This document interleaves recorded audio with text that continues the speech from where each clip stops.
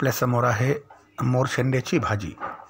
आता या पावसाळ्याच्या दिवसामध्ये आपल्याला प्रचंड प्रमाणामध्ये आढळते. खास करून बिडेन्स बायटर्न्याटा ही जी स्पेसीज आहे आपल्यासमोर दिसणारी, ही जास्तीत जास्त रानभाजी म्हणून वापरली जाते. बाकी दोन ज्या स्पेसीज आहेत त्या भाजी म्हणून कमी वापरल्या जातात. त्याच्यामध्ये दुसरी एक आहे ती 3 पानाची असते. ही मात्र जी बायटर्न्याटा आहे ही अत्यंत सुंदर आणि रुचकर अशी भाजी म्हणून वापरली जाते. पावसाळ्याच्या सुरुवातीला याच्या अगोदरच्या साधारण हूक असणाऱ्या बिया त्याच जागी पडतात आणि गुच्छाने ही झाडं एकत्रच एकाच ठिकाणी शेकडो हजारो अशा स्वरूपात उगवून येतात.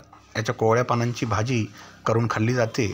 मोरशेंडा म्हणण्याचं कारण आहे साधारण त्याचा जो पानाचा आकार आहे तो मोराच्या पिसाऱ्याप्रमाणे दिसतो, म्हणून त्याला मोरशेंडा म्हटलं जातं. पण ही भाजी एकदम क्रंची लागते, खायला कुरकुरीत असते. बऱ्याच वेळा डायरेक्ट बनवली तरी देखील चालते. काही ठिकाणी याची उकळवून देखील भाजी बनवली जाते, पण तशी भाजी छान लागते. अत्यंत सुंदर, सहज उपलब्ध होणारी, रस्त्याच्या कडेला देखील मिळणारी ही भाजी आपण आपल्या आहारामध्ये जरूर समावेश करा.